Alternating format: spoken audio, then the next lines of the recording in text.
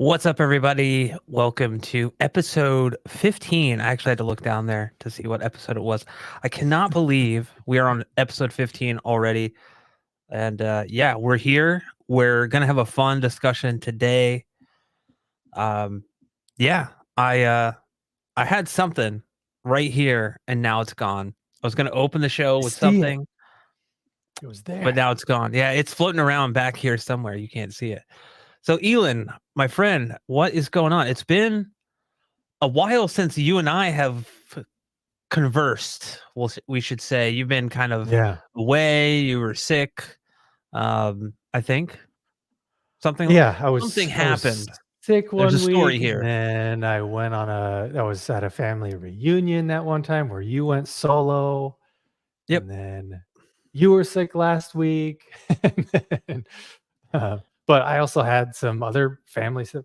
Man, yeah, there's a lot going on because right now I'm at my brother-in-law's place, which is where my office is normally. And also the theater is at my brother-in-law's place. And there's just a lot of stuff going on. There's like a family friend is getting their house built near here, and they're bringing a bunch of stuff from their house to store it here for the time being, until their house gets finished, which is supposedly like September, October, something like that. Right. So, my theater is in the grow shed, or used to be grow shed. And that's where I stored all of my boxes for various audio equipment and empty boxes of all the stuff that's currently in the theater. But these family friends of ours were going to need to store a lot of their stuff from their house in that grow shed. So I needed to take all of my audio equipment, all of my empty boxes, basically everything I had outside of the theater, transfer it, haul it up to the office up here. So now I've got boxes everywhere surrounding me in my office.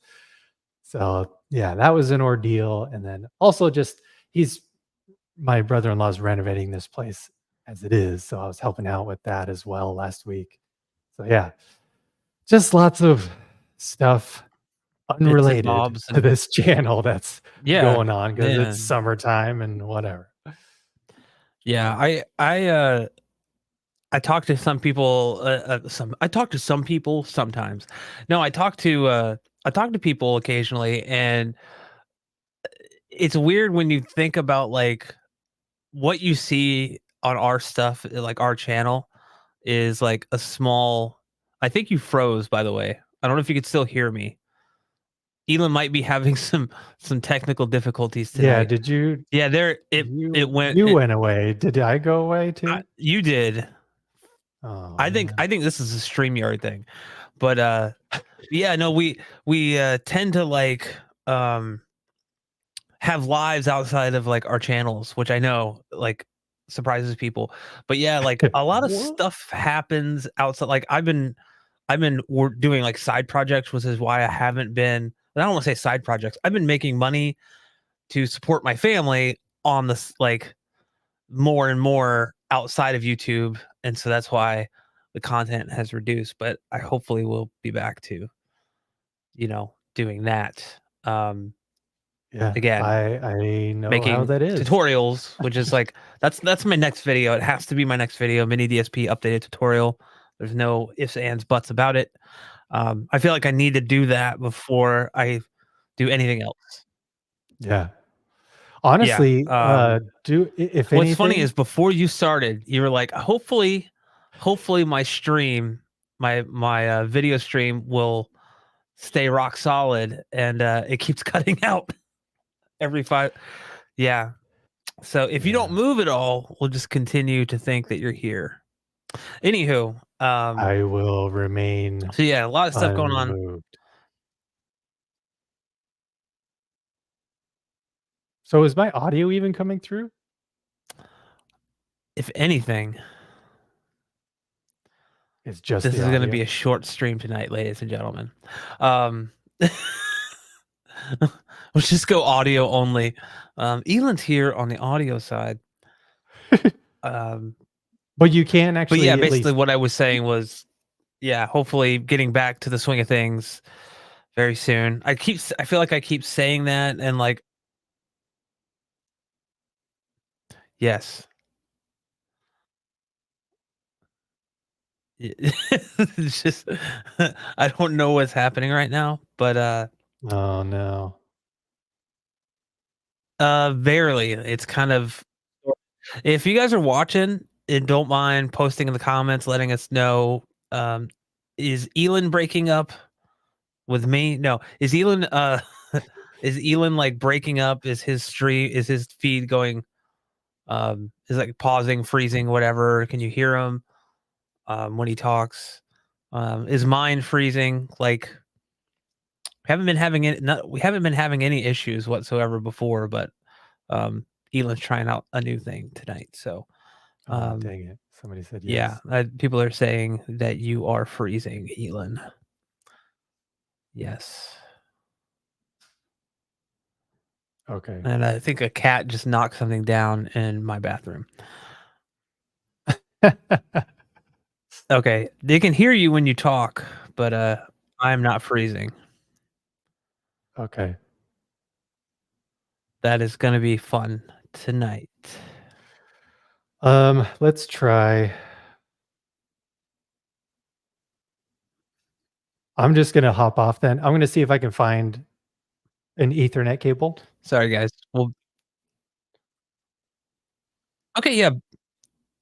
Okay, yeah, bounce out and bounce back in, and I'll kind of let people know that basically Elon's in a different house, I believe, and Yeah. he even texted me what he's doing now, just in case. And so he has Starlink internet, which is always spotty in his area, and so he is, I believe, at his brother's house, like with Starlink, like more beamed towards him, but it was fine before we started going live, and then once we went live, it just kind of started pooping out. So pooping out.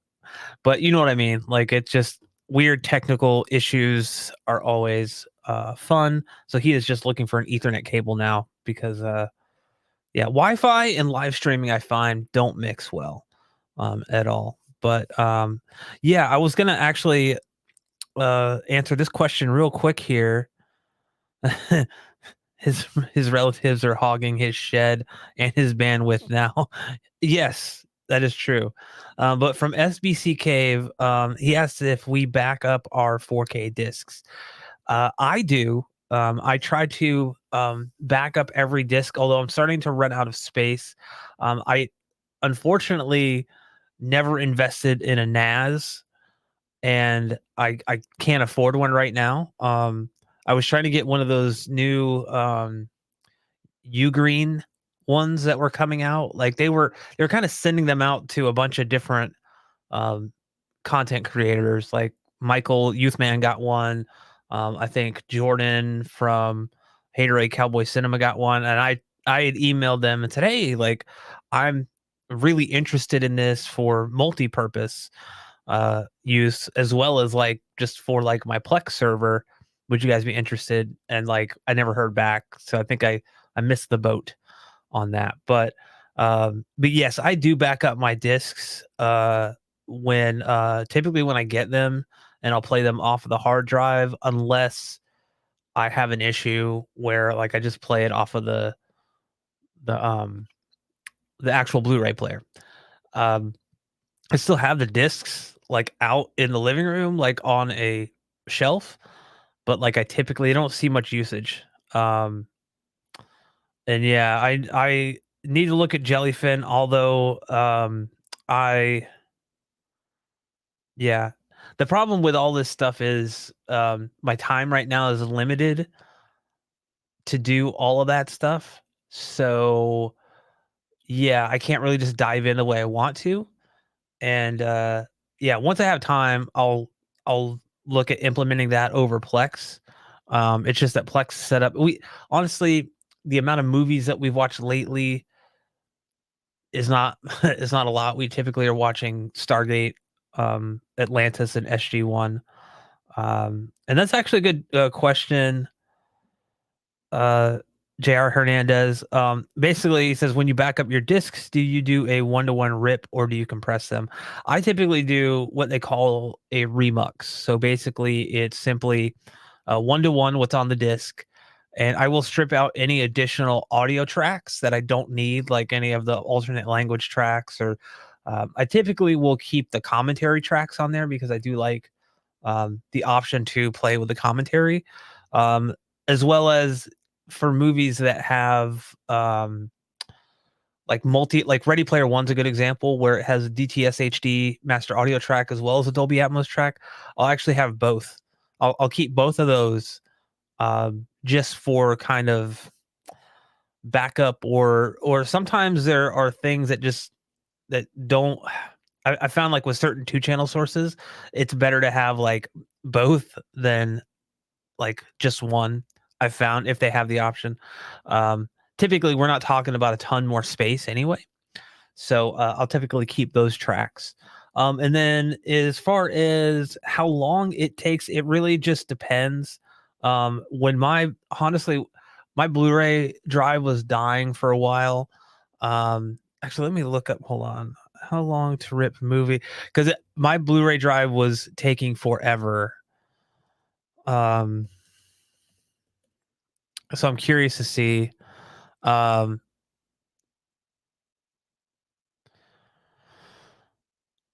Yeah, so, it I mean, just at the top search, it says it normally takes, um, under an hour for a 60-ish gigabyte file, um, but most movies for me were taking 2 to 3 hours, and, so I would just set it, like, it would be on, like, a computer I wouldn't use, so, I would just set it up, let it do its thing, and come back, and hopefully there wasn't, like, an error halfway through the disc. But I need to actually reinvest in another Blu-ray drive because you can't just, unfortunately, you can't just go and buy one. You have to buy specific ones that can be flashed with a certain firmware. Um, yeah. So it does take a while. It's definitely not like instant. It's much quicker than it used to be, but what I will say is it is great because I typically for movies like, I don't know. We'll again use Ready Player One or Top Gun Maverick. I'll rip the movie, but I'll also I typically write down the timestamps of the scenes that I want for demo material, and I'll make scenes that way. Like I'll also like after I rip the movie, I'll go back in and take those little scenes out based on the timestamps, and then I'll upload those to my Plex server. I have a specific folder just for that purpose. So it makes it kind of simple because as a reviewer, product reviewer, and calibrator, all that stuff, having those scenes at the ready instead of having to like go and, and get a stack of discs to like be like, I want to watch the opening of Saving Private Ryan. It's like it's easier just to have the remuxed file, and then you take the window of what like the time period that you want, and then just make a separate file just for that. So I haven't counted. It's probably close to 60 to 70 demo scenes. It's excessive. And what's funny is I only tend to listen to like the same rotation at like 10 when I'm reviewing stuff. Not because I don't like variety, but because I'm so used to how this sounds with X speaker, X subwoofer, that it will um that's just like in my memory. It's like, okay, well, I hear this when I play it on this speaker versus that speaker or subwoofer. So hopefully that makes sense. Elon, are you back? Hopefully. Hopefully. Okay. Um, yeah, you're just I sitting couldn't out behind the find scenes. I couldn't I know, I was just waiting until you were done with that comment. Oh, Um, I was being nice. oh, thank you. Thank you. You could have jumped in. I'd be like, hey, he's back, everybody. Apparently, well, it was really weird. It got a lot worse when the AC kicked on for some reason. So In the meantime, I just turned off the AC, but, I mean, the server rack is you might see this, like, spiral staircase right here. Yeah. Um, the server rack is up there, but Mhm. I just don't have an Ethernet cable long enough to go from the server rack Oh. all the way down to here. So, in the meantime, I'll be looking for or I might have to just order an Ethernet cable just so I have a more reliable connection that way. But also, it may just be whenever the AC kicks on. So that's why I just turned it off. I'll just deal with the Which heat if I need to. it's the whole reason you're at your brother's, right? Because he has Yes, AC exactly. and the other one anyway. Uh, so Joel is So, here. Yeah. yeah. I was pretty much done. Do you back up your discs, your 4K Blu-rays? Do you have a way of doing that? Do you do it? Do you care?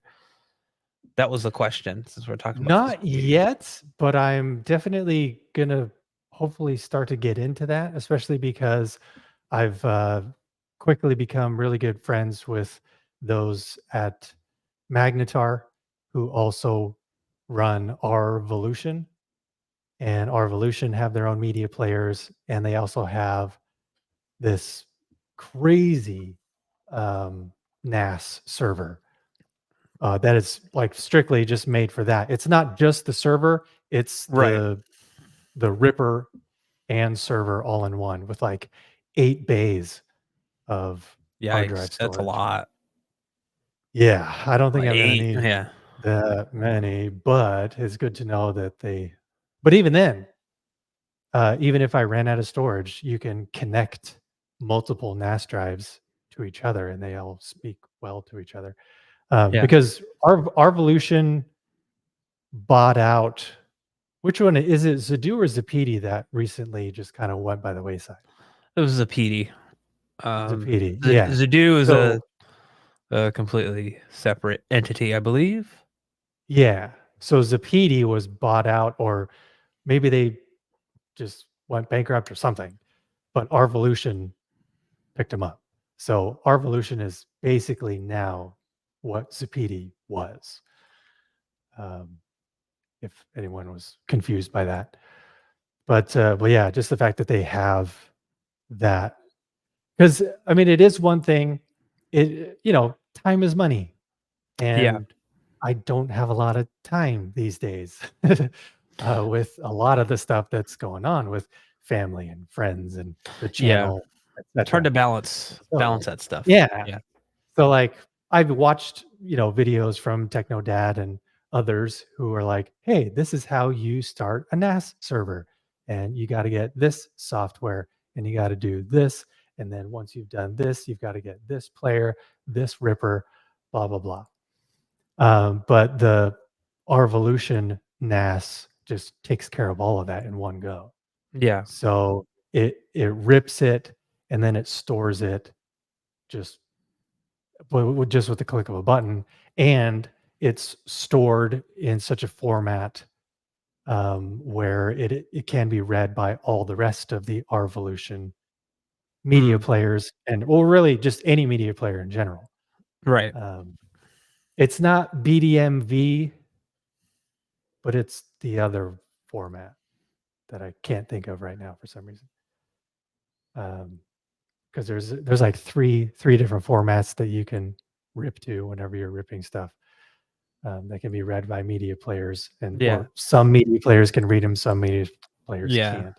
MKV, I think, But is the kind of universal, I don't wanna say it can be read by everything, but yeah, it's true. kind of what I use, which is just essentially, it's just a container, that Right. is more or less like it's the file within that, but, like, Plex can read it, other formats can be read it, but, like, the BDMV file is literally, like, the full like, that just contains all the files within the disk. So that's Yeah. menus, that's everything. That's one of the downsides of ripping is if you are a fan of like having a Blu-ray menu, you don't really get that. Although for me, chapters I think are far more important than having a menu.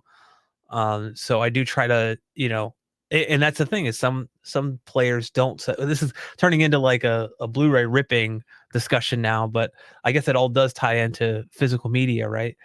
But Yeah. but yeah, like the chapter markers in movies are typically more important to me than like having some type of menu or even um like kind of multiple audio tracks. I'd rather just have a Dolby Atmos track or a DTSX track Mhm. um instead of like maybe having a commentary track. Um, so yeah, I do want to touch on this real quick. Kevin asks, well, also says, Brad, I sure miss you doing reviews and such. Yes, that is making a comeback. I am, I'm making a comeback finally. Actually, just got, I'm getting the Sofa Baton remote. They're sending me that, but I still have like the PB4000. I'm in the process of reviewing. My next video is going to be the updated mini DSP tutorial that everyone has been asking for because I promised it and it is happening. I'm doing multi EQX stuff as well. It's just like I've been so busy. Long story short, I've been working full time outside of YouTube, and that's kind of taken more time away from YouTube than I anticipated. So I'm hoping to be getting back into the swing of things fairly soon. Um, that's in addition to doing like all the side work I do for like other content creators. And then to answer your question about M Wave, I did not go this year. I did not have the time, unfortunately, to go. Um, I know Michael had asked if I sent him a proposal on like doing some event coverage for him. My price was unfortunately too high, uh, so he had to decline. But yeah, I heard it was great. I have not, but I just unfortunately did not attend this year. I was really hoping to go just so I can go to Micro Center. I know that sounds weird, but there's a Micro Center there, and yeah, I'm still waiting for them to open one in Miami, which is still a hike from where I'm at, but it would be great Yeah. to. I mean, you have some micro centers Well, out there in California, right? Like any near you that I micro could be like, centers? yeah, like a PC building. Oh, that's the other thing. I've been building PCs for family members as well as a side business, and I've built four in the past like 2.5 weeks. So Wow, yeah. Yep. I have one actually sitting right over here, just waiting to be delivered to um my in-laws. So nice. yep. Yep. Well, if it's any consolation to you about your mini DSP tutorial or updated tutorial, um, I am also looking forward to it because, and this kind of ties into one of the comments I see as well, because I have yet to incorporate any type of mini DSP into my system, Hmm. but fingers crossed that will hopefully be happening soon because I'm trying to get a hold of a JBL synthesis, uh, what is it? UDP 58 or SDP 58, something like that. Anyway, it's their not their flagship, but their second tier preamp processor. Mhm. Because I was taking a look at it, taking a look at all the specs and stuff. It's basically an RCAM AV41. It looks like the backs of those are identical. And but it literally has everything that I would ever hope for to be able to Yeah. test out or, you know, do for the foreseeable future of this channel. And a lot of people just kind of breeze over or don't even know about JBL having preamp processors Yeah. because it's always Denon, Marantz, Sony, Yamaha, Anthem, Arcan, whatever. Um, but that the way that ties into this comment here is the fact that no, I have not yet watched the R3D titles that I was sent recently from my friends at R3D because I'm trying to hold off until I can have a proper 13.1 RO configuration, or at least a processor or AVR that can handle a configuration that large, Right. because my Marantz can only handle 10.1 configuration. So with those Rookie new numbers. modern titles, I Yeah. know, right? Yeah. Um, since they're modern titles, since they're modern mixes, I really wanted to test out a true, RO3D mix, because the only native RO3D mix I've heard so far is the Twister one, Yeah. and that was mixed however many several years ago. So yeah, I just really wanted to push it to its limits and get the best possible RO3D mix I could get. So I'm still holding off. I'm I may just resort to at least watching a few with my Marantz just to Yeah. see how it is. But yeah, that's why I'm kind of holding off. So hopefully the JBL or something comes my way soon that can handle a 13.1 RO mix. Yeah. Because then I will be able to hopefully report the the amazing quality of a true 13.1 RO mix. Yeah. Yeah. I have not been able to do anything relating to like how I normally experiment with things, do measurements. I haven't like brought my U mic out in like what feels like it's been over a month. It's just been too long. Like it like I don't like it, like it just like I need to get back to doing that. Like I was saying, I think before you got here, Sofa Baton is sending me one of Mhm. their remotes, which I I was honest with them and said, "Look, I've had Harmony remotes in the past and I've never liked them. Yeah. So I'm just gonna review this thing and be like, hey, this works, but if they can convert me over to having like a kind of one size fits all remote, I think that does say a lot, but I don't know. We'll see. So they're sending that out. And that's exciting. But we didn't discuss turnaround time, so I don't know Yeah. when that'll be. And hey, Joe Intel is here, so welcome, Joe. And as he asked, everyone feeling good today or what? I am on the what side or what? I was feeling good earlier. Now I'm just or what? No, I'm kidding. I'm okay. I'm tired, but I'm okay. How about you, Beelan? You Yeah. feeling good? You feeling good now? Yeah, I'm finally pretty much up to 100%. It got real rough a couple weeks ago. Well, I was starting to get better, and then just as fate would have it, I was blowing my nose, and I Oh no. don't remember blowing it all that hard, but it was definitely a longer blow than normal, and I perforated my eardrum. So then that got infected, and then it Mm, just wasn't going away. So, because typically I'll try and ride the wave and ride things out as long as I can, but it just was not getting better. So I had to get some antibiotics, which I usually save as an absolute last resort, just because antibiotics tend to not really do well with my system for whatever reason. But this particular case, yeah, they did great. yeah. Yeah. So I'm finally feeling good. Yeah, a Hooray. lot of people, right? Like, well, I'm glad that you're feeling better. A lot of people don't know this because I never talked about it.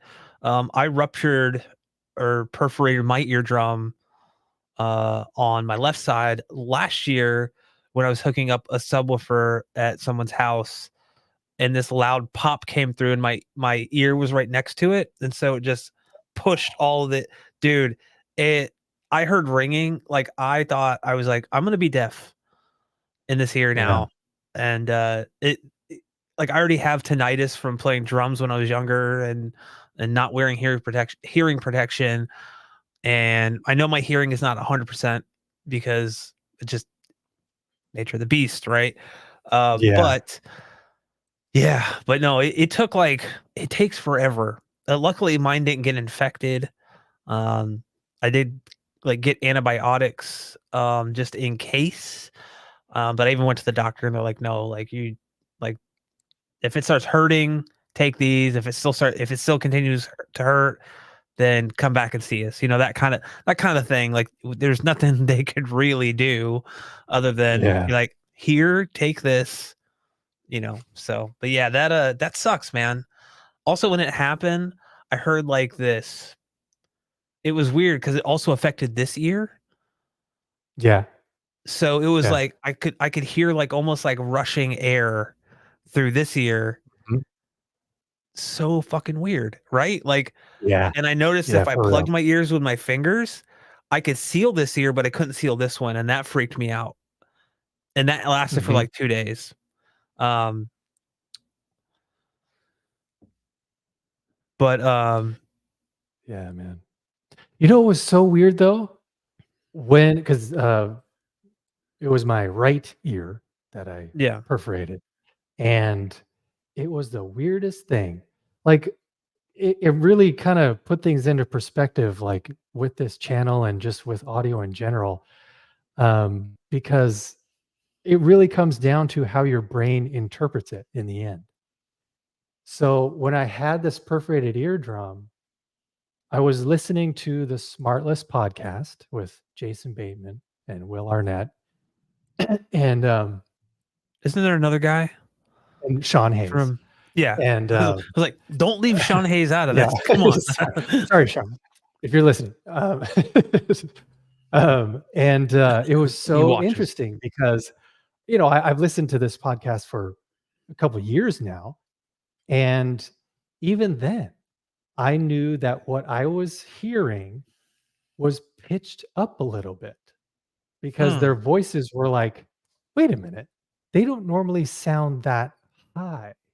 So Yeah. so yeah, just the sound waves coming through that perforated eardrum pitched up their voices just a tiny bit enough for me to notice and realize, "Oh, that sounds weird." That's that's not their natural voices, you know? Whoa. Whoa. Yeah. So just Science, FYI, man. right? So just FYI, guys, there is a thunderstorm going on Sure. in my area. So if there's some weird sound, like I can't control it, Mother Nature. Um, but You anyway, what do you can't. say after half an hour of us yapping? Um, that we kind of get going here. So physical media for life is what the topic tonight is called. Elon, Yeah. why don't you kind of like jump, like get on the springboard and jump off? Like tell us why we kind of decided on this. Um, Yeah. I mean, we did hit on it. It's not just physical media, I guess, but more so just uncompressed true versions of what you love. Because we already hit on it with ripping stuff to servers and whatever, and making sure that you have all the ones and the zeros bits. intact, and Yeah, the yeah, bits. all that stuff. You have all the bits flowing through your HDMI cable, and nothing is held back. So that's also kind of part of this discussion is Yeah, not just physical media, but just getting the best possible quality you can right. and And I why think it's worth just to it. piggyback off of what you're saying there, we know that like physical media, in terms of the video side, there is no uncompressed video. It's all Yeah, compressed, right? But what we're talking it's about still is, yeah, we're not adding any addition. Like when we rip a disc, my whole philosophy is I don't want to add any additional compression to what's already there. I just want a one-to-one copy of what's on the disc, both on the video and audio side. That's my goal. I don't want to add any additional stuff. So that's what we're talking about when we say uncompressed. We don't want it. We're just basically we want the bit for bit ones and zeros off of the disc. Um, Audio is already losslessly compressed or losslessly compressed most of the time on 4K Blu-rays, so that's not really an issue anymore. Um, Gone are the days of like we need linear PCM tracks on these. You know, we don't need those anymore, thankfully. Mhm. It's basically already there for us in a lossless format. Our receivers just need to decode it. So, but yeah, that's Yeah. I just wanted to kind of clarify that. Yeah, because don't. 'Cause there's gonna be one person out there that's gonna be like, Exactly. You don't "Listen." somebody's gonna be like, "Well, actually, it's not completely uncompressed." It's like, "Yeah, we get it." But the what kinda kick-started this whole idea, well, for one, I've always been a on the forefront of having, physical media, and I'm old enough to have lived through the analog age for a little bit before digital just kinda took over. Um, I had still have a lot of CDs that I purchased in the 90s because, when Nirvana Nevermind was released, I was in junior high. And in junior high, that's when you're the most influenced by Yes. music. That's when music speaks to you, like, nobody gets me, but that's why I listen to this music because the music gets me, man. It knows my emotions. Like, yeah, you're just going through all these changes. So Mhm. in your "What do you life, mean? Huh?" yeah. Sorry. Yeah. So Peter Brady so, over here. right. So it just makes sense that, you know, music is gonna speak to you in ways that it never had before in your life. Because usually, up until then, it's what your parents have introduced to you or have played for you. Or honestly, that's how it was back in the day. Nowadays, not so much the same because music is so well, everything, music and movies and TV shows are so readily available at the push of a button or just a tap with Yeah. iPads and TVs and streaming, whatever. So my kids are going through a completely different scenario because they're already kind of showing, an interest in particular genres of music, other than what I have played for them and tried to instill in them a love for music and movies and stuff. Yeah. So so yeah, it just everything's kinda starting to change at much earlier age than it ever did when I was a kid. Um, but yeah, just I've always loved having physical copies of things. I've loved reading the liner notes, and that's where the lyrics used to be, was on Yeah. the liner Yeah. notes in the CD case. And yeah, so that translated into, you know, buying VHS in the '80s and the '90s, Yeah. and then eventually buying DVDs, and then buying Blu-rays, and then 4K Blu-rays. So, it's always been there.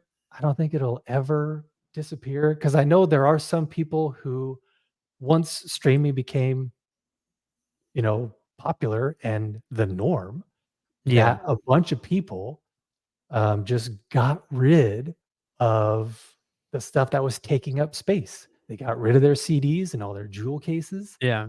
I did get rid of a good portion of my jewel cases, but I still do have Uh, some of those that I really liked and yeah. really Yeah. were influential to me. But most of my CDs are currently just in one of those big, like thick binders. Yep. Yep. Um, but uh, but yeah, it's I'm not one of those people who decided I want to get rid of it all just because now I can have it all digital. Um, I don't know. There's just something in me that just wants to hang on to that, even though I know it's taking up space. Because in my theater, I don't even have like a proper rack to put all my 4K Blu-ray discs. Just They're have all a just bunch kind of of stacked all over the place. But that's okay. They're still out of the way. It's not like I'm having to step over them or anything. But yeah, I just love being able to sort through them, look through them, pull one out, pop it open, put the disc in, and just press play because I know I'm going to get also the best video and audio experience that way. Because even 2 nights ago, I finally got the golden ear in ceiling speakers installed. Mm, okay. And so that review is hopefully coming soon. I got a ton of like installation footage. So it's going to take me a while to put that all together and edit that. Um, but when I was testing out the speakers, I just popped in a few 4K Blu-rays because I wanted to hear the best possible audio quality coming out of those speakers. Yeah. But the same night, later on, when it was just my wife and my kids, we were watching something streaming. And again, it, every 5 minutes or so, like my brain got acclimated to the volume level or something. And I just had to increase the volume because the dialogue was like not quite as loud as I was Yeah. hoping it would be. And then I had to increase a little more 5 minutes later and a little more 5 minutes later. I don't have to do that with physical media. Yeah. It's just all there. All the Unless it's a ones and Christopher Nolan zeros. movie. Yeah. Then you have to ride the Correct. volume. Uh, Right. yeah. No, I just had this discussion with somebody the other day about streaming audio being compressed. And I'm not talking about the actual like art of, compressing into a lossy Dolby Atmos track or whatever. It's Yeah. actual like audio compression, like a plugin that will basically bring things down almost like a night mode in a way where like it'll kind of just Mhm. crush the dynamics and bring everything kind of around the same volume level. So and we were talking about Top Gun Maverick, which if you've watched it on the disc and then you watch the streaming sounds horrendous in comparison to this. It just sounds like anemic. It sounds wrong. It doesn't sound full. Um, Even when you crank it to try to match the volume level, it just sounds wrong. Whereas like the disc has like this kind of wide dynamic range. Regardless if the movie's good or not, I'm not going to comment on that. I have my own opinions about it.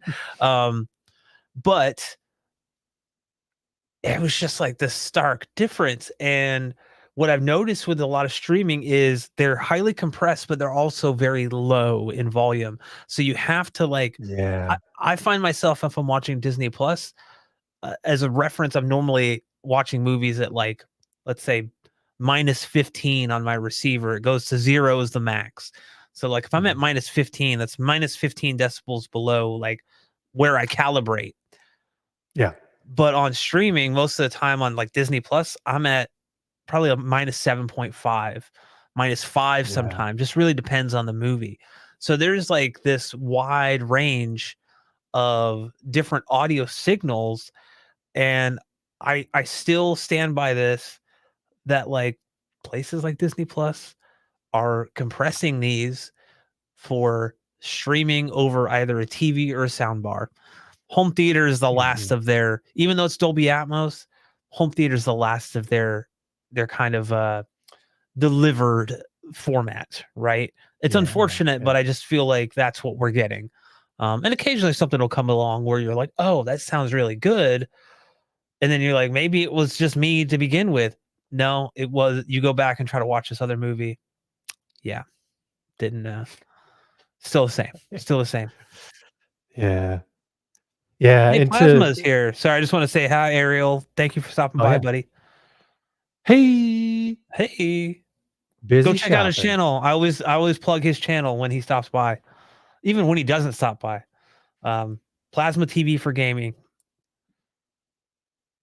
Guy That's is his channel.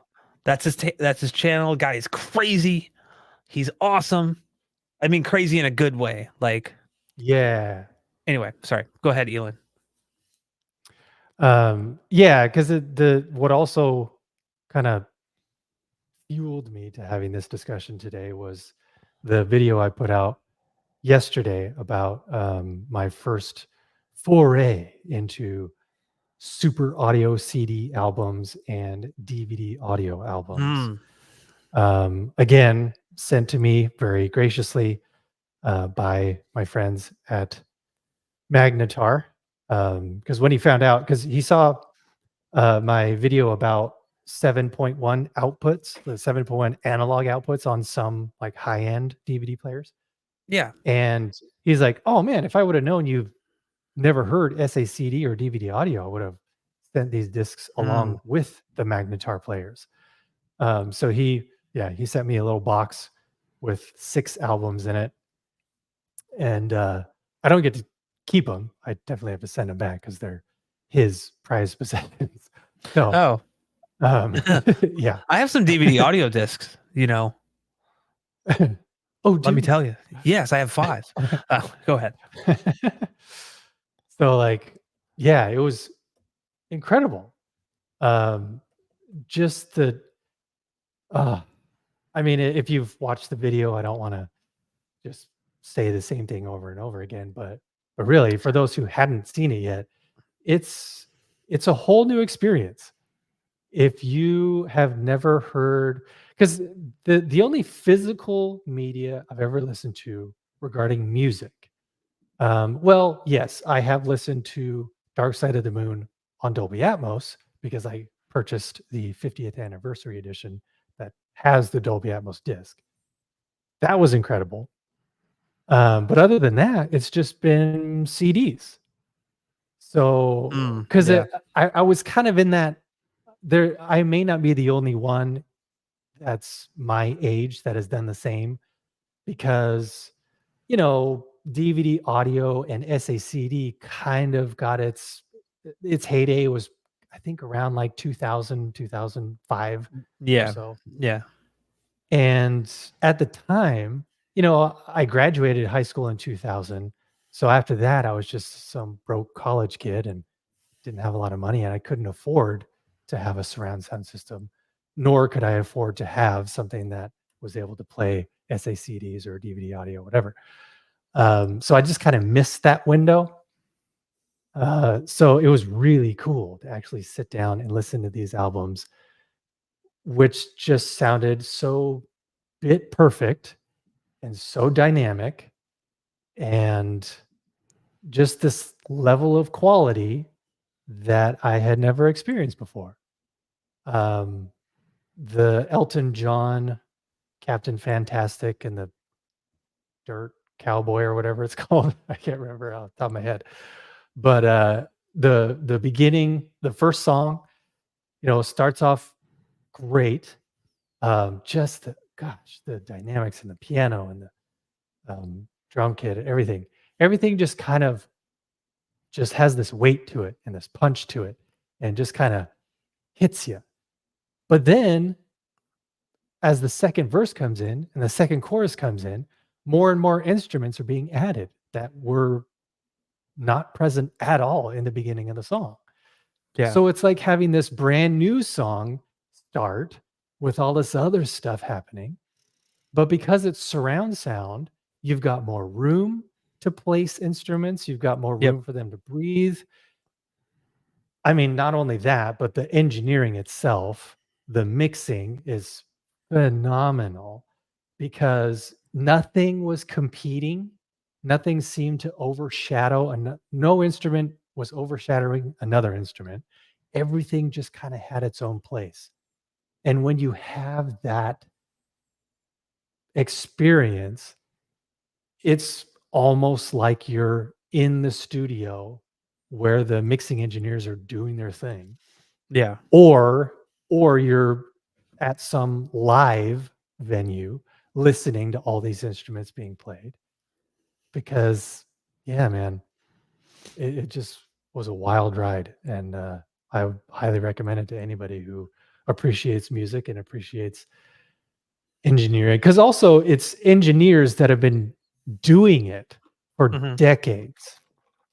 So the experience, the equipment that they use, um, the because back then, like, you really, really had to know your shit in order Yep. to Yeah. make it in the business, Yeah. because it wasn't so readily available as it is today. So, like, yeah, you had to make a name for yourself and you had to do really good work. So they got really good at their craft.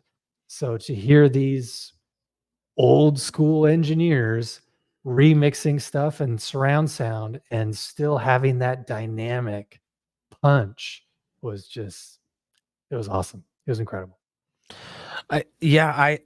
I'll say that my foray into DVD audio, like I've honestly never experienced true DVD audio in the sense that like I've only heard like the lossy core of it. I've never had a receiver or a player that supports, the actual DVD audio output.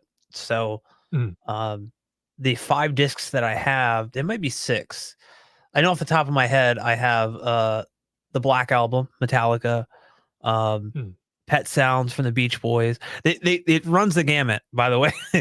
Pet Sounds, the Beach Boys, um, Three Doors Down, one of their second the one with Oh. Here Without You, whatever. I don't wanna get Mhm. copyright strike.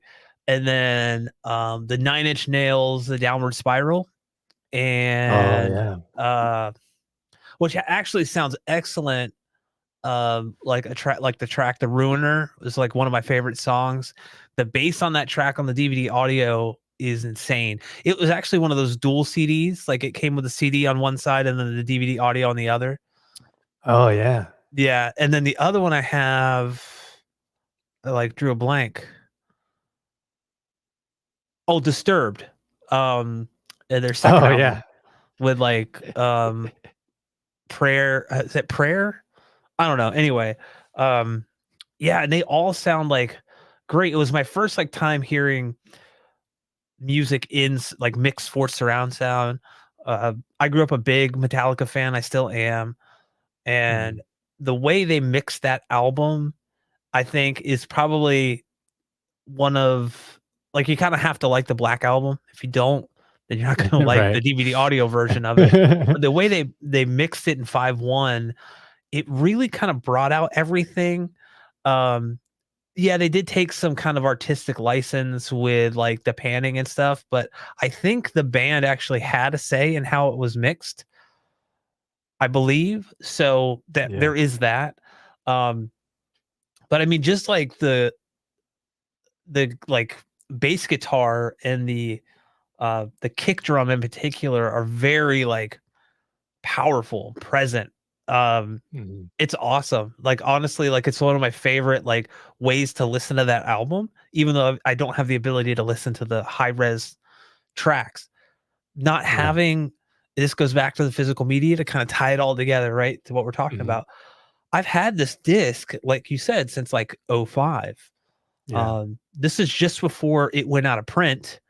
I was able to get it, um I got really into drop shipping back then. I was trying to start an eBay business, and I got it from this drop shipping provider that I signed up for, but I got it for me, and I Mhm. paid like $11 for it. I remember that, and then it went out of Dang. print, and now you like then you could like people were selling it for like 200 bucks, all these crazy prices, but I was like, I got mine for 11 bucks. I don't know, but I still have it, and Mhm. it's that thing where it's like I can go grab it right now and pop it in my Blu-ray player and play it, and it's gonna sound Mhm.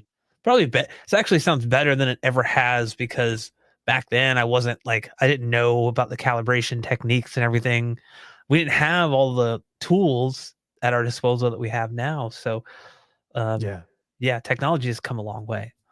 But yeah, I think even like the Beach Boys, there are kind of like outtakes or not bloopers, but it's kind of like the demo tapes or like the raw recordings on there as Mm. well that were mixed.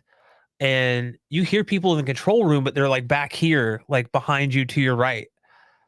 The way they Yeah. mixed it, so it's like you hear like Brian Wilson says like, "Okay, can we try that again?" Blah blah, blah whatever.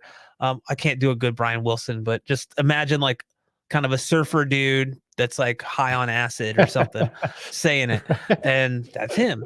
Um, but yeah, it's like the separation that you get, especially with like the Beach Boys harmonies is insane. Like that Yeah.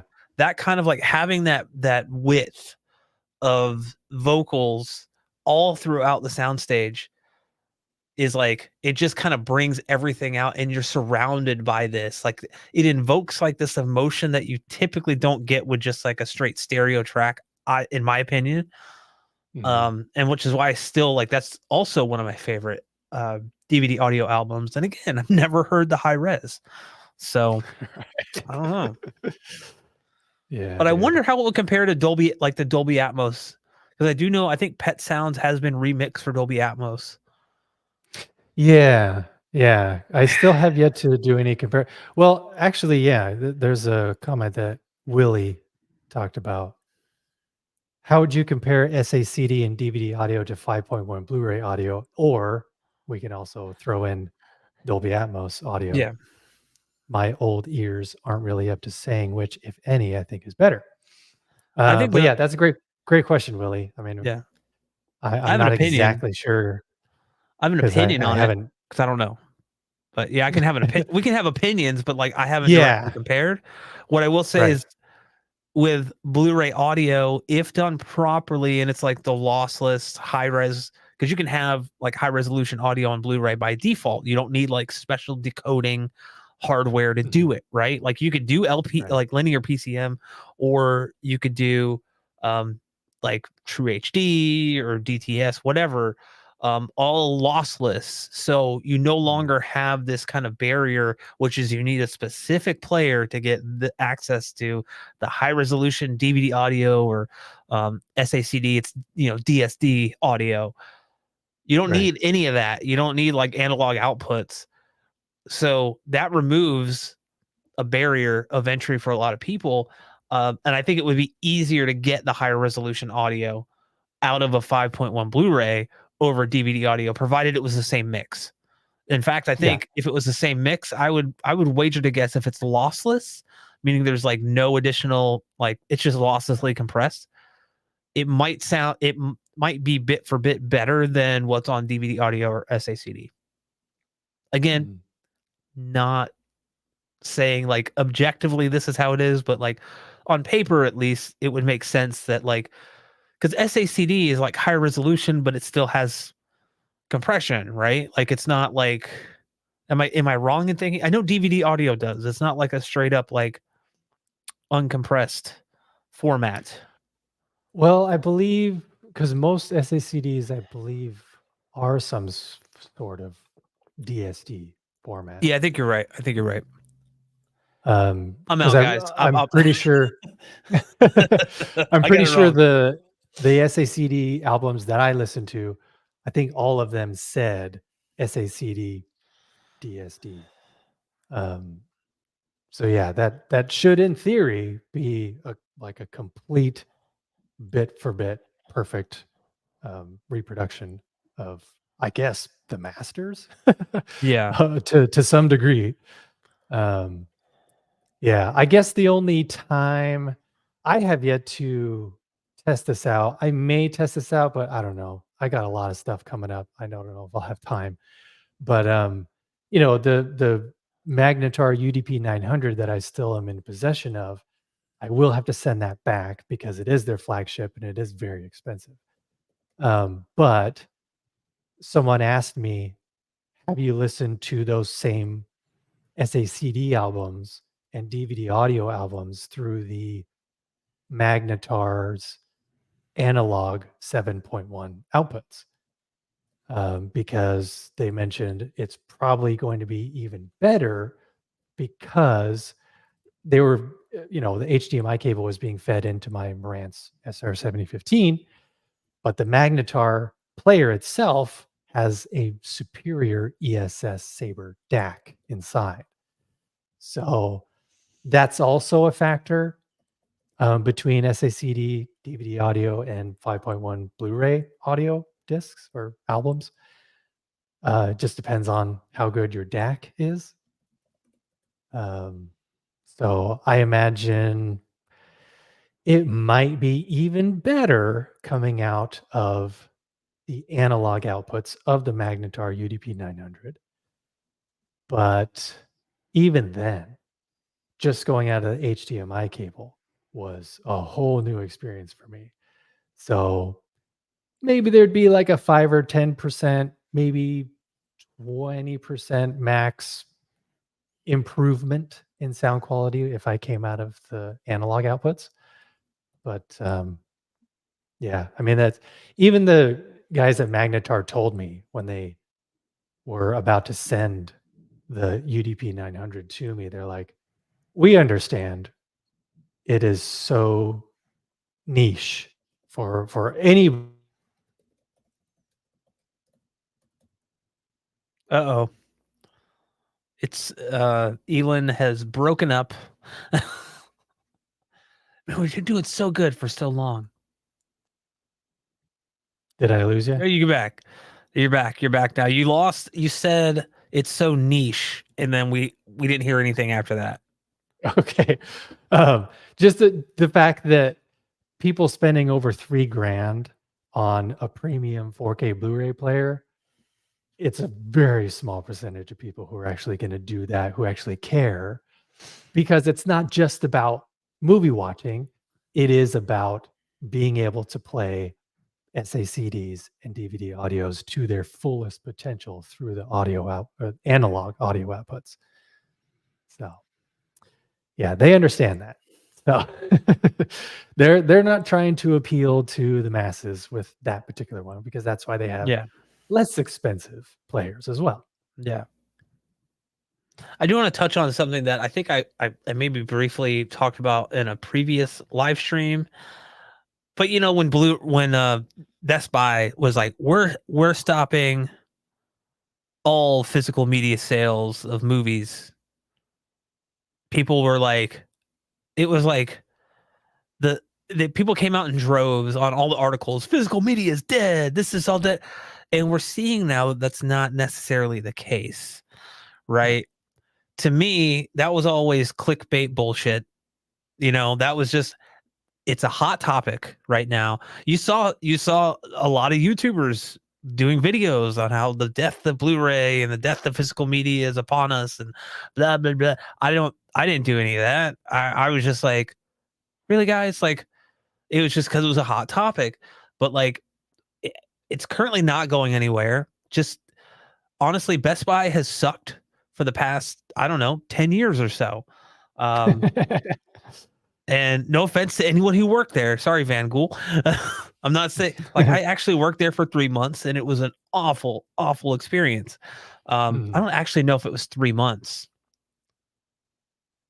I worked there Anyway, for a couple years.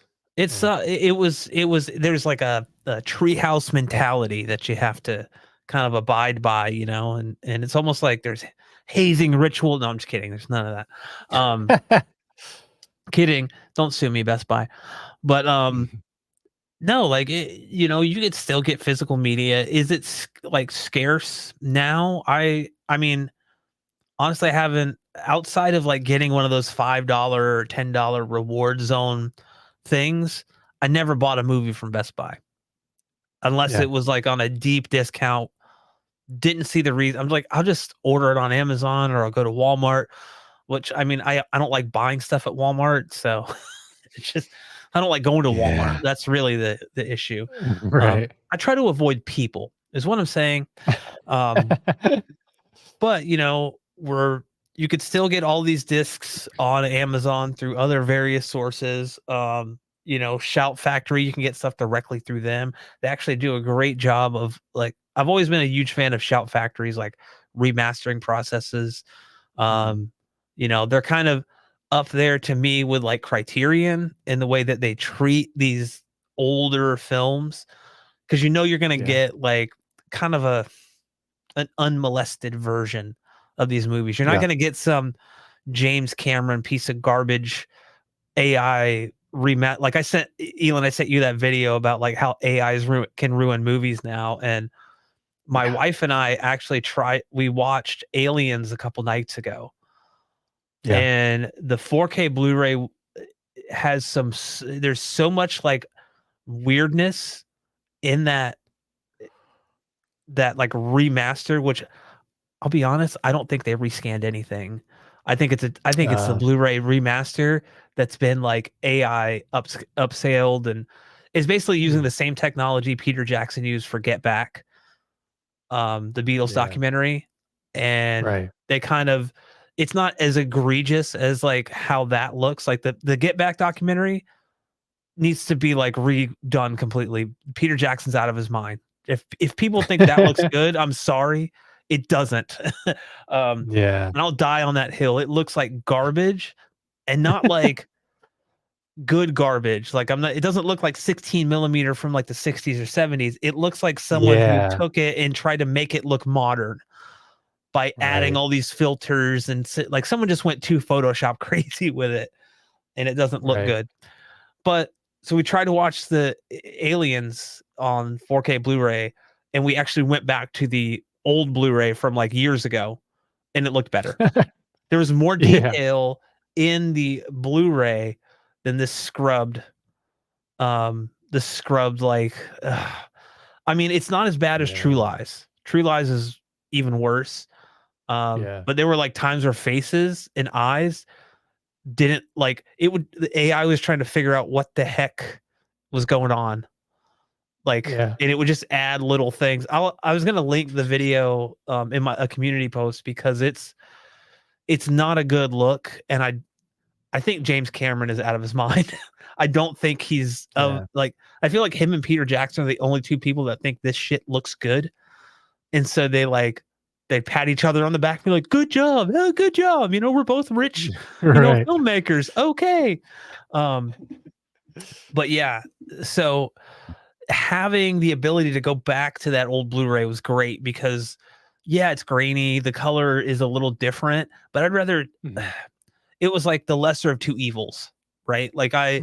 I would rather take a 1080p video that looks good than the garbage that we got on the 4K. Again, it's not the worst, but the fact that like the AI kind of I just want to know like if James Cameron is so meticulous, how did he not see this shit in the transfer? Yeah. And I wonder if they're doing a lot of these remasters on smaller monitors.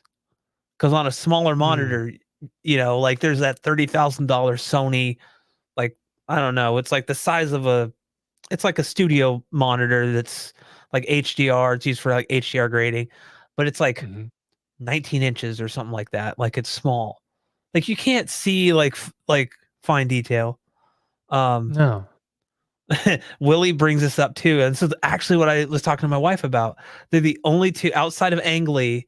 They're the only like two filmmakers that really are pushing the high frame rate stuff. And Mhm. how many people, um,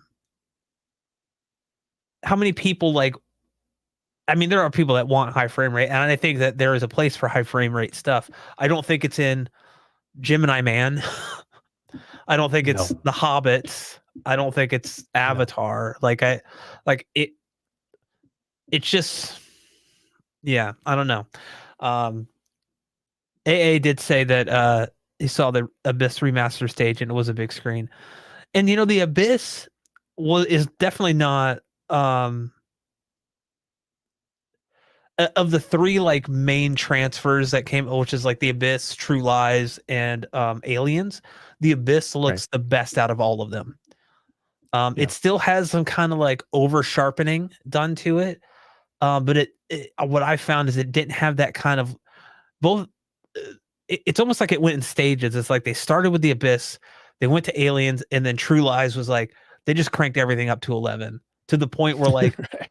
there is no detail in skin. There's some weird like weird I don't know. It definitely is like a weird AI thing. Um I don't know, but the Abyss does look the best out of all of them. It could still look better if they actually properly did it and not tried to make it look like a modern movie. It's like it came out in the 80s, guys. Come on, like Yeah. Just just live with that. yeah. Just It's gonna have a accept grain. it. It's gonna look like this, you know. It's gonna like we don't need it teal and orange to make it look like a modern movie. Um, No. yeah, Van Gool. People say the Lord of the Rings had some DNR and work done to it. So yeah, Definitely. again, I feel like it got progressively worse as the movies went on. So by the Return of the King, the DNR was so heavy in some scenes that it looked like a smeary mess. It didn't look so bad as like True Lies or Get Back, but there were some scenes that just really stood out. You're like, did they what's going on here? Um, Yeah. I don't know. I kind of it's a hard thing for me because I when the Lord of the Rings extended editions came out on Blu-ray and it like the first one had that I know the first one had the really bad green tints to it. I can't remember if the other two did, Mhm. but Peter Jackson was like, "No, that's how it's supposed to look." I don't know what you're talking about. I'm like, does this guy not know what is like?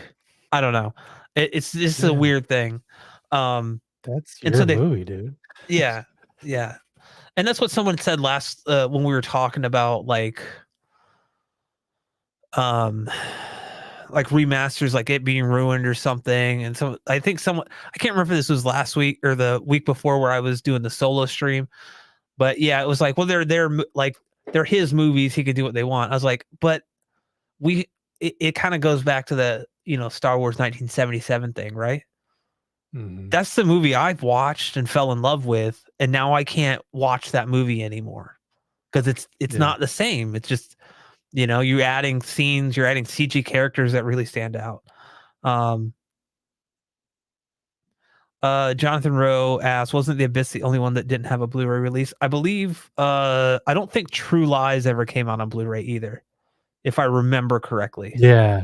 James Cameron was being weird about Blu-ray for a while. Yeah, I think he was just too busy with Avatar. It may have been. I think True Lies was you could get it like an import of it. Yeah. Yes, Van Gool agreed. He says to go with your shirt, Back to the Future is a great transfer. All three movies look great. If we go back to the Blu-ray that came out like the 2015 era, like the kind of was it like a 30th anniversary edition? They borked those transfers. Those transfers aren't great, but the 4K and the current Blu-ray transfers are really really good. I remember seeing Yeah. the a Blu-ray or the Back to the Future re-release in the theater in 2015, which was like the same master as the remaster that they did, and it was apparent that like they didn't really do much. They added some sharpening. Um, Mm. I think Bob Gale, he's like the writer producer, was like, "Oh yeah, we scanned it in 2K."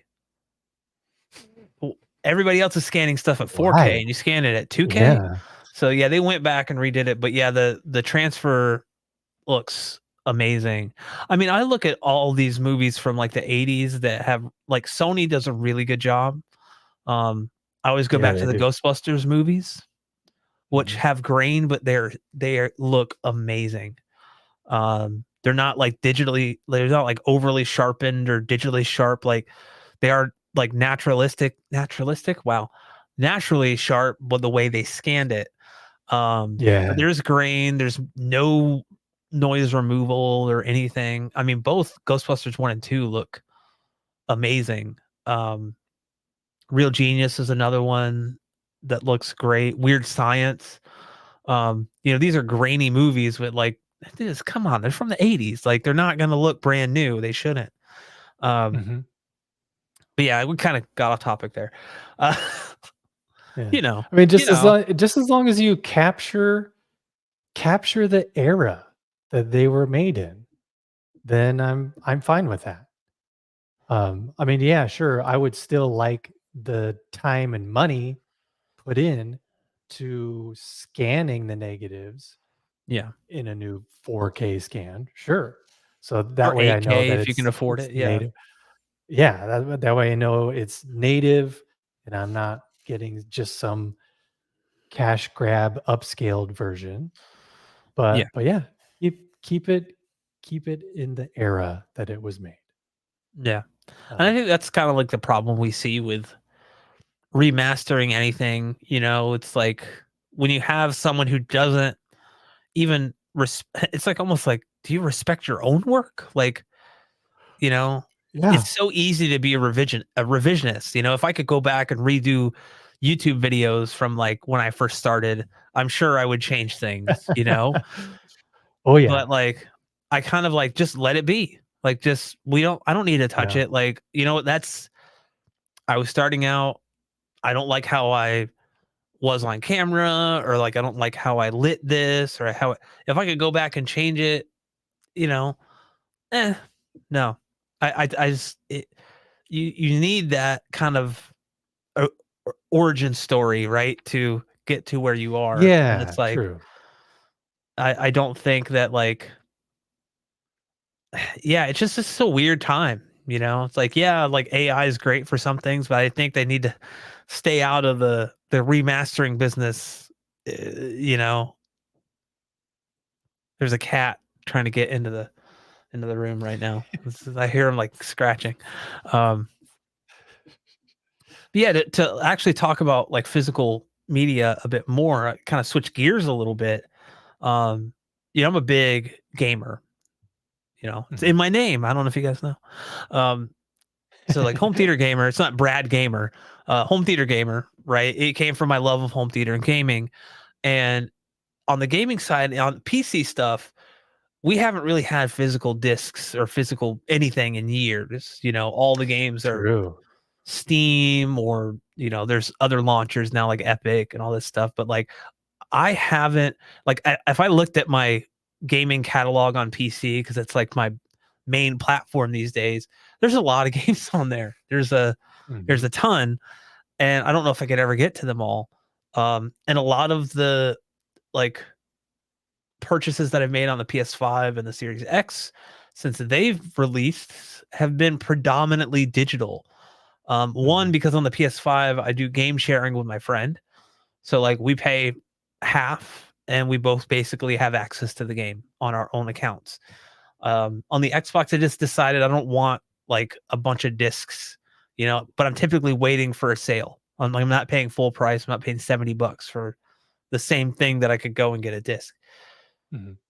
But I've still kind of converted to mostly digital there. And I think the difference is with like a movie that I know I'm gonna watch over and over again. Typically, a lot of games, it's kind of like I rarely replay games, which is weird because you think about it, they're more expensive and you go through them once and you're done. But it's like they're typically longer experiences. I say typically, so it's like 8, 10 hours, 12 hours, sometimes higher, more, um, Yeah. you know, more lengthy. But I think like I don't like I think with Steam and everything, that kind of became the de facto standard going forward. Like once it kind of really gained traction, because Steam has been around forever. Mhm. When's the last time, outside of some weird use cases, right, where you see a disc in a PC? Because like I was saying earlier, I've built 4 PCs in the past 2.5 weeks. None of them have disk drives. None of them. Right. Most cases don't even have a place for a disk drive anymore Right. internally. You're going to be using an external drive, and you're not going to be buying games, recent games, to install with that. It's all just downloaded. So there is at some point some kind of like this acceptance of like this is how it's going to be for PC games. Um, you know, and I think that that's okay there, because I don't know the last time. I mean, Elon, I'm sure you remember buying like, you know, PC programs. You go to like Best Buy, you go to Walmart, or you go to, wherever, Yeah. Circuit City, and you're like, oh, I want, Toast Titanium for my Mac. Okay, I'm gonna buy the disc, put it in, and install it. Whereas like I'm in Final Cut Studio. I remember buying the whole suite, and it was like 7 discs, and I was like, took me like 10 days to install. It felt like, Right. but like we don't have that. Like everything's digital. Like everything's done digitally. So there was like an acceptance to that. Whereas like I feel like on the console, it's a little different, right? Because a lot of people buy a console, their intention is like, I really don't have good internet access, so I can't download these mass games, right? 120 gigabytes. So, Yeah. they want a disc. Well, the problem is most games now, the disc is just the digital key that gets activated and you download the whole damn game anyway. So it's like, what's the point? Um, Yeah. whereas like Nintendo it's a little different, because it's everything is on carts or little cartridges, I mean, let's Yeah. call it SD cards, basically, like proprietary SD Yeah. cards.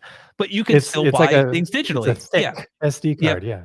But All you it can is. still buy things digitally, and I have most of my Switch games are digital because especially for, like, a portable thing, I don't wanna be lugging around little things I have to stick in. If I wanna play Luigi's Mansion 3, damn it, I just wanna boot it up, you know? Mhm. So there's something to that, like, convenience. Um, Yeah. but I just thought it was kind of like a weird thing how we're so, um like kind of resistant on the console side to digital games and things going digital only, almost as if it was like forced. Well, it was. uh, Microsoft tried to force it upon us back in 2000 and can't remember when the Xbox One came out, 2012 or 2000, whatever, where they were like Yeah. online only. You're gonna have to blah blah blah. You can't buy and say. I think the big thing with the games is the used market, right? Like to be able to buy a game and you Yeah. could sell it, trade it in, buy something used and not have to worry about it. Whereas like that was never That's really a big, actually it's actually what Willie was just talking about. yeah. Just don't Maybe trade maybe them I'm a into bit too GameStop. Yeah. frugal. Yeah. Yeah, but I like to be able to sell my games after playing them. Yeah, that's totally valid. And yeah, because that's really it is kind of a bygone era, unfortunately, Yeah. because back in the day, it was a lot easier to uh, just loan or just share games when they are Yeah. on, Yeah. you know, N64 cartridge. You just, oh, I want to play that, so you just share it with your friend and they play it and then they give it back, whatever. Yeah. Um, and even now with the Nintendo Switch games that we have, because we have a regular Switch that plugs into the little The console dock. hub Yeah. The that dock. can play it on the TV. But we also have a Switch Lite, which can't go into the Yeah. dock. And there were definitely times where my girls wanted to play something on the Switch Lite, but we had the digital version on the main Switch, and it just wouldn't play on the Switch Lite because, like, it didn't have permission or some sort of screwy thing where it's like, "No, this game is only tied to this particular Switch, and you can't play it on the Switch Lite." So, that's why we still usually opt for the physical copies of Switch games, because then all you have to do is take it out and plop it in the other one, and boom, you can play it. Yeah. So there is merit to doing that, if just for sharing purposes. Right. Um, so I get But if it, you, but yeah, if you don't like, so where was it? Willie basically, I highlighted the wrong one. Sorry. I will get to that other one too, Van Gool. But Willie says I'm on PS5, still insists on buying physical copies. Maybe I need to get with the 21st century. But I think that there is something to still buying physical copies, especially if you're the primary console person. Like I mentioned earlier, I do game sharing with my friend. So there basically buying one digital copy allows him to download it on his console and me to download it on mine, and we could play together. If it's like a co-op game, we could play separate, single player games. And we typically split the cost. So a $70 game is now $35. Typically no sales tax on digital purchases on the PlayStation Store, at least in Florida. Same with Steam, Epic, what have you on the PC side. um, and what I'll say about that too is, if you have multiple consoles throughout your home, like I have a friend who has that. It's excessive, I know, but he's got like he's got like a 4,000 square foot house or whatever. He's got four PS5, five PS5s, five Series X's. Like I, basically he buys everything digitally there, so like he can go from console to console and not have to have physical copies for each one, right? He doesn't have to insert a disc.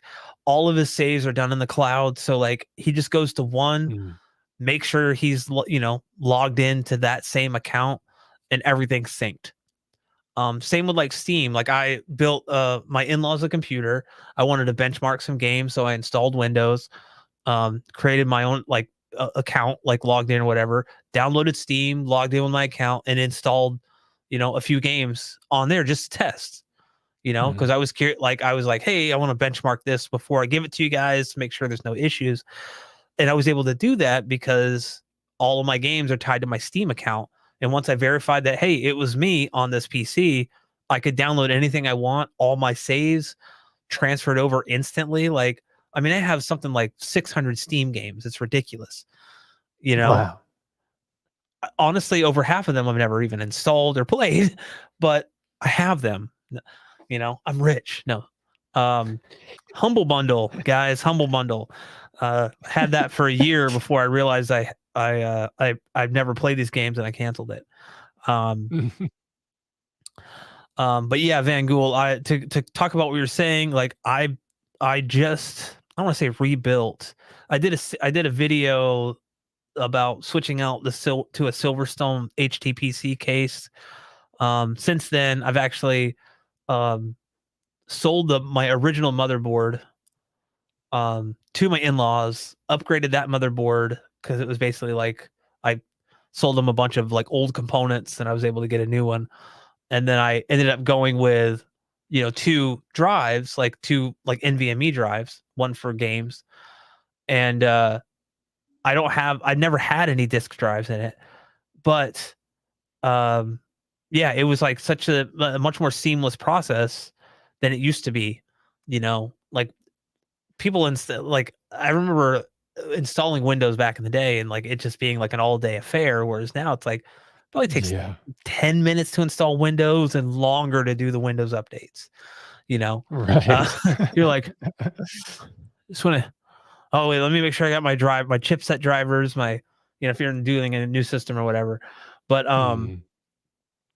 yeah. And, what I will say though is, unfortunately, I have probably 3 more launchers other than Steam, Origin, and Epic. There's too many.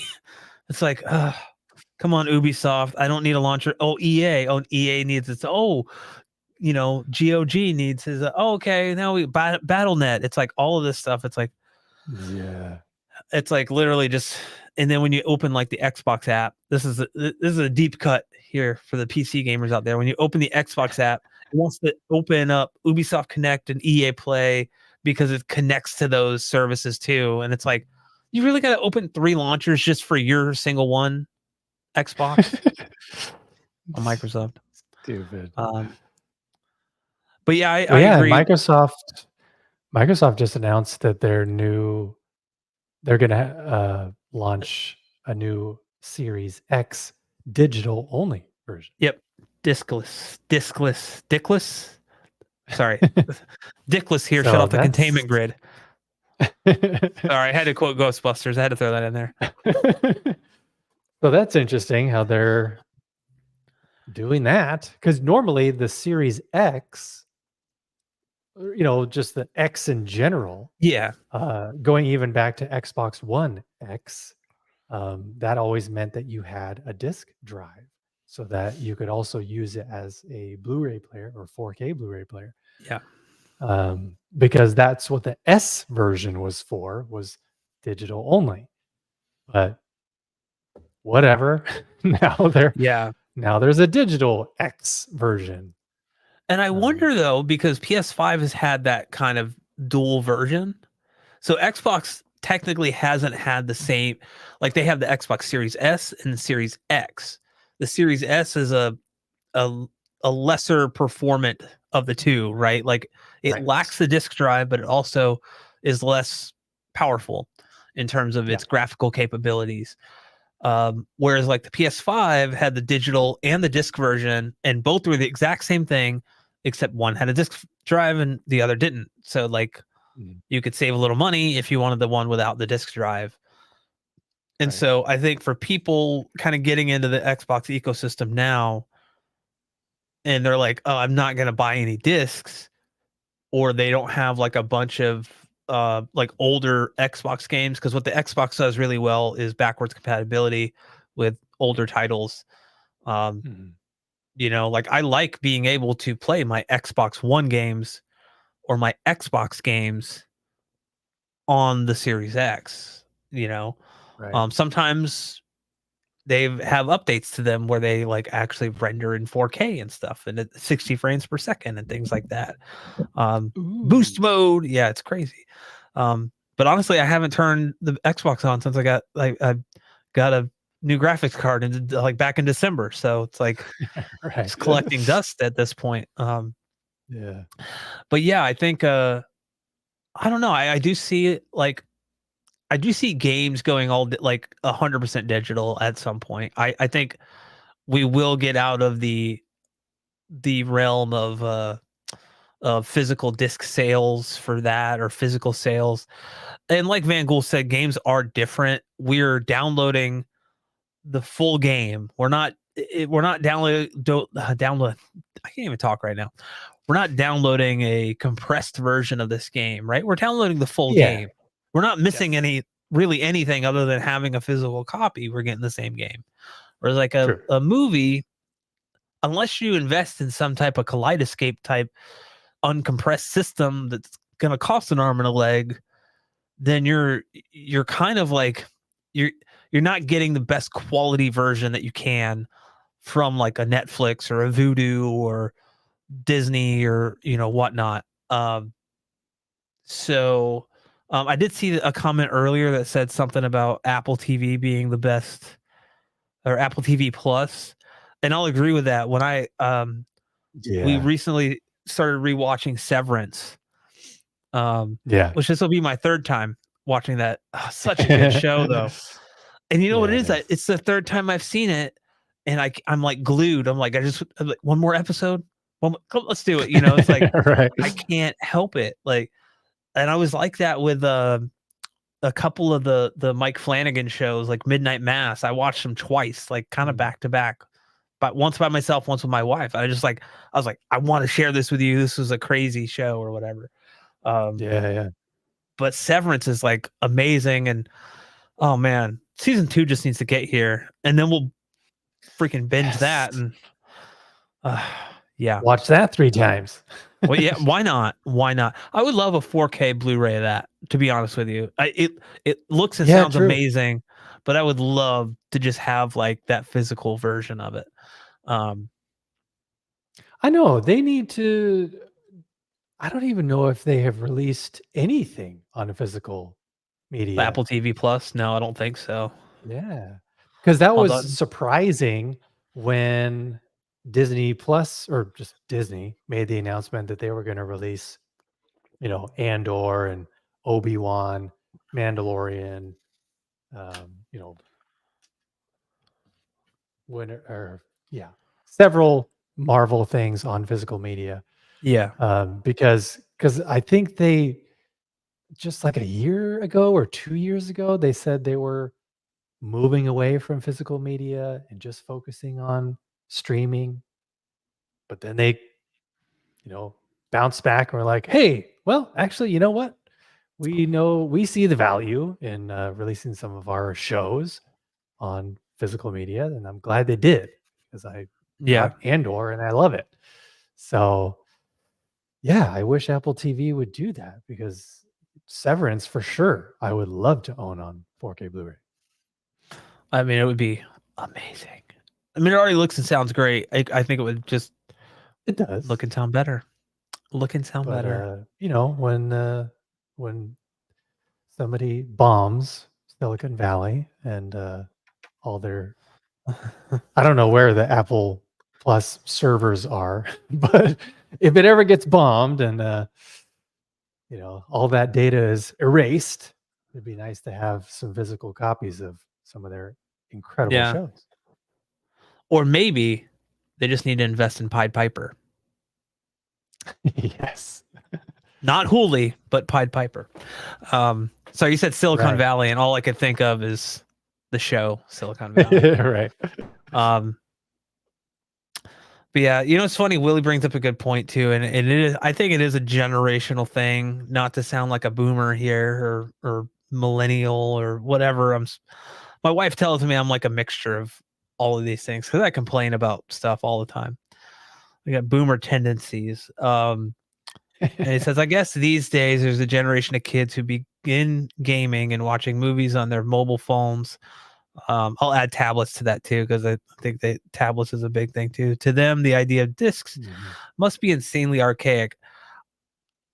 My niece is 12 and her and I play Minecraft. She plays on her iPad. I play on like the PC, and like we Mhm. can connect, and it's really awesome that we have that functionality, like the cross platform thing. Yep. But I've literally gave her an Xbox controller which can be synced to an iPad, and I was like, this is going to be better, and she can't use it. She has no idea. She's like, I'm just more of a mobile gamer. And I was like, Right. I just keep telling you, you're not my kid. You're not my kid. It burns me, Yeah. it's like there's this whole other world, like I was like, do you want an Xbox, or maybe like one day we'll build you a PC or something? No, I'm more of a mobile gamer. And it's just like, there's this whole other world, kid, that you've not experienced, Yeah. that, but you can't force that on someone. They have to kind of come to that naturally, right? Because then Yeah. it's just, I mean, when I was a kid, my dad tried to force stuff on me, like cars and motorcycles, and I just completely went the opposite. Like, I'm not interested at all in that stuff. I was like, "Give me computers, father." Um, Right. but yeah, I went to the nerd side of stuff, and I'm just not into, you know, not into the like that the car stuff. Anytime someone's like, "Oh, I got like a blah blah blah," I'm like, "That cool, good for you, man." Mhm. Don't know what that means, but I'm sure it's awesome. Yeah, But I anyway, know, 'cause I my theater's here on my brother-in-law's property, so and all I have in it right now is just the one seat. So, even if we decided to make the trek over here and watch a movie in a proper theater, um, like, that's usually not the case because there's just a lot of steps involved and convenience is a factor. So, yeah, I wish we could watch more things in the theater because I always try and push quality yeah. and just what they're really missing, what my kids are really missing if they just watch something on their tablets or whatever. Because yeah, they just love Yeah. being able to grab it. They just love being able to just search for something super quick. Boom, boom, boom. Start it. It's a Bang. Off to the races. it's such It's a like, I'll watch YouTube videos on my tablet. Um, I'll watch YouTube videos on my phone occasionally, but I tend to like a tablet more, the bigger Mhm. screen. I can't imagine watching a movie outside of if you're on an airplane or something, right? And you don't have Yeah. or like a TV show. If I'm gonna sit down, like we were flying back from Louisiana, and I was sitting next to Michael, and he was watching The Beekeeper, the Mhm. Jason Statham movie. It's like he's Yeah. just a badass or Beekeeper. whatever, and he's watching Of it, and course. he's like, "Dude, you should watch it." I'm like, "Okay, I want to see it, but this is a theater experience to me. This is a home theater experience. I'm not watching it on a freaking airplane, dude." Like, Yeah. I watched Coming to America on the airplane on the way back because I've seen it a million times. I love the movie, Right. but I'm not gonna watch like some kind of action movie on an airplane. Especially one Yeah. that I haven't seen. It's different if you've seen it, Yeah. True. Um, but yeah, I was like, okay, and so like I still haven't watched it, but I know like I'm gonna watch it in the theater when I go to watch it. But yeah, there's like my sister just recommended. She's like, "Have you seen Smile, the horror movie Smile?" And I was like, "No." She's like, "It's pretty creepy, like, maybe check it out." And I was like, "Did you watch it on your phone?" She's like, "Well, yeah." Like, almost like a well, duh moment, and I'm like, Right. I can't, like, I just can't compute how, Yeah. like, and the thing is, like, she doesn't even watch it with headphones. It's like, she just watches it Oh, with a phone speakers, like, what? how What? what I I don't understand. But, yeah, it's like, man, the immersion is not there. I know, like, horror movies are like, it's like they beg to be watched in a home theater, right? Like, you Mhm. turn the lights off, grab some popcorn, turn the volume up, you know, have a good time. If it's a good movie, you're gonna be like, "Oh my god, that was so cool." If it was a bad movie, Yeah. you'll be like, "Well, that fucking sucked." Right. I'm glad I didn't go to the theater to see that one, you know? Yeah. Um, but yeah, But yeah, with horror movies, sound design is absolutely key. it's So critical. Yeah, to be surrounded by that creepy sound design is a must. it's a must. It is. Let's see. Yeah. Willie says that it's probably an extremely biased opinion, but most of the games I see people playing on their phones look like absolute garbage. In parentheses, to me! Exclamation point. Yeah, I don't play mobile games really ever. I don't know the last mobile game that I played, to be honest with you. My wife plays some mobile games, but like, Mhm. yeah, I think I never even played like Pokemon Go or anything like that. I don't know. I'm like, Yeah, I'd rather just go play a game on a PC or a console than stick like, my face in front of my phone and like play that way. I'm like, I'm yeah, not gonna do that. So, I'm sure there's like use cases where it makes sense. Like if if you can't, like, I know some people like have like a commute like on a train to work, like there there sure. I would never like demean anybody for that. It's like you get your entertainment where you can, but like you said, Mhm. Willie, a lot of these games are really freaking bad. It's not just Yeah. they look bad, they're designed to get you to spend money Oh, by yeah. buying packs of this or like Roblox. My niece is still big into Roblox, and it's like the amount of money that you could just dump into this is insane, and you don't have really anything to show for it.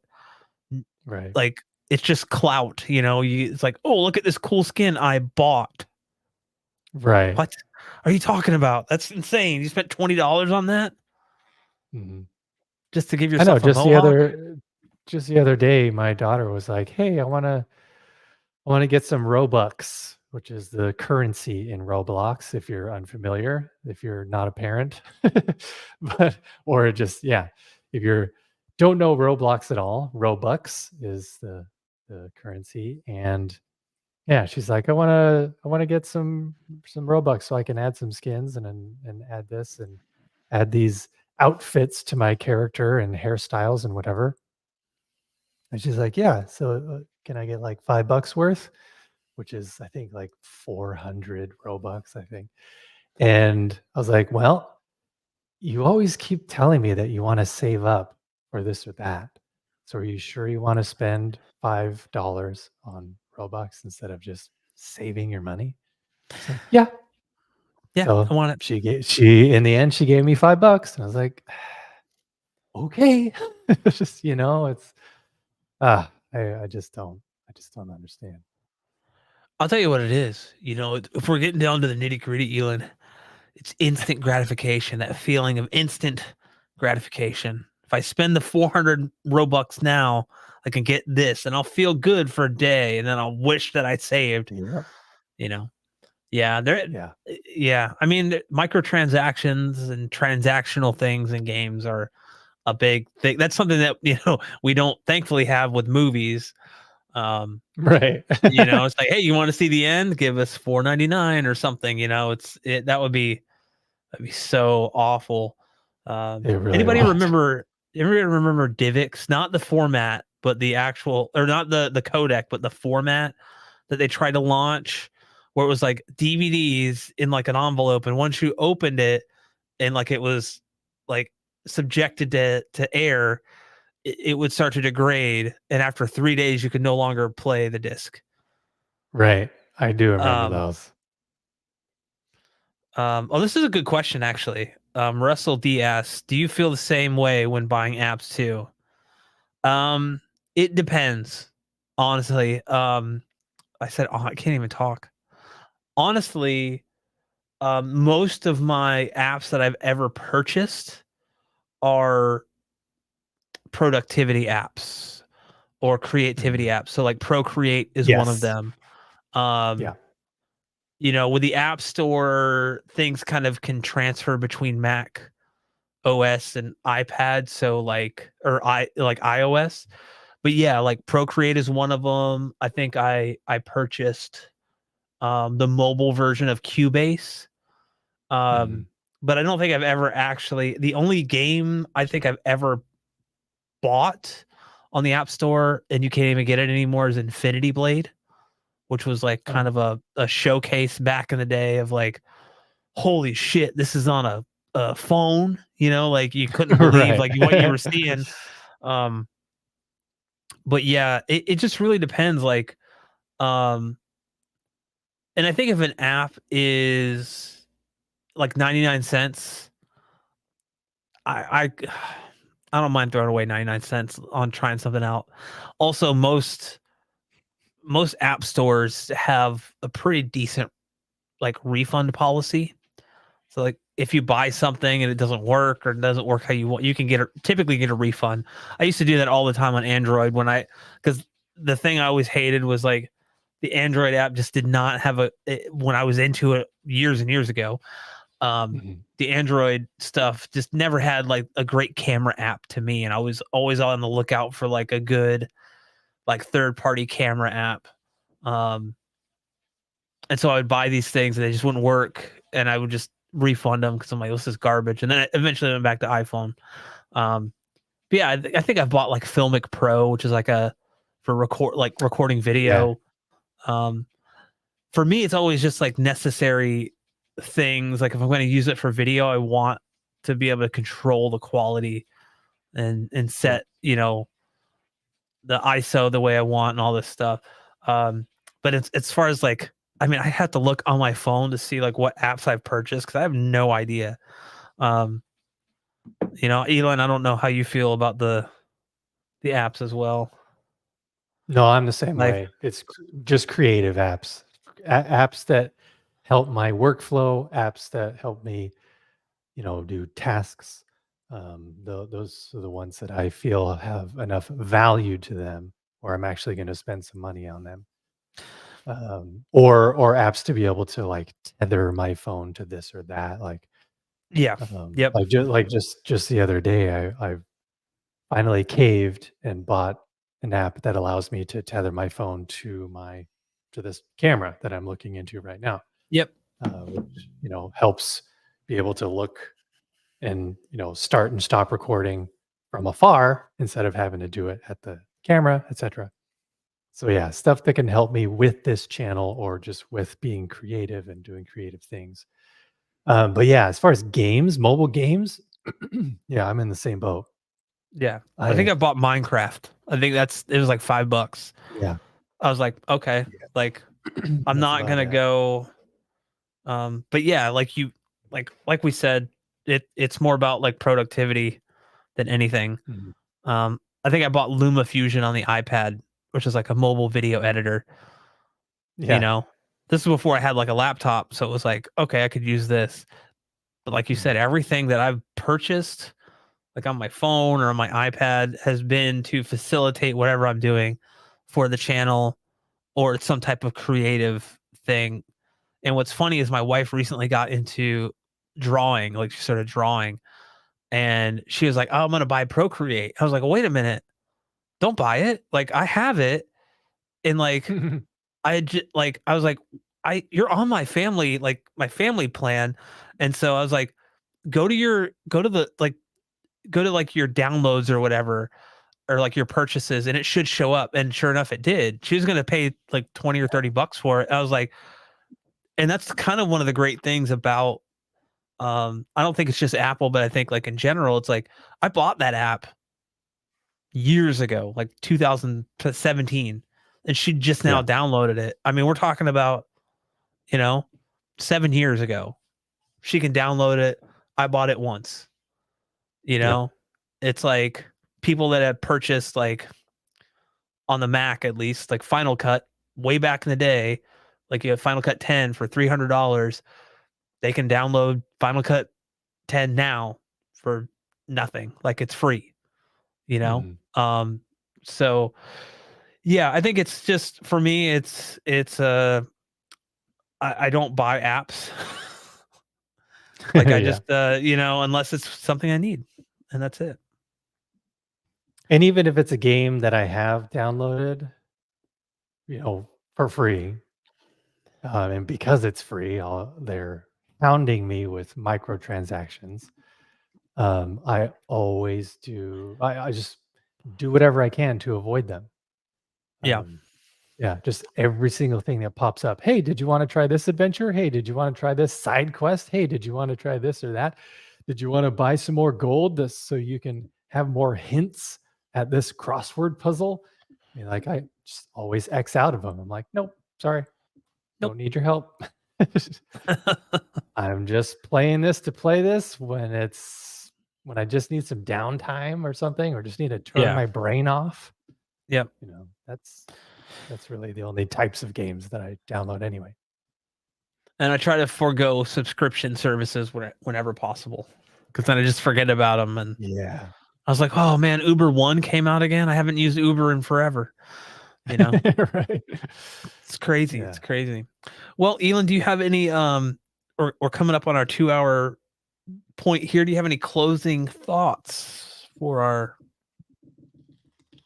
live I stream? do have to kind of go along with this because I know, you know, majority of people that actually watch my channel don't see this live stream. So What? tomorrow, I know, shocking. Tomorrow I will have kind of a sister video kind of talking about physical media. Not exactly about like just physical media, but a certain thing that I noticed about physical media that maybe a lot of you haven't noticed. So be on the lookout for that tomorrow. And yeah, I got a lot of stuff headed my way. So hopefully I can somehow fit it all in because it's summertime. We've got another family vacation coming up, pretty big one in July.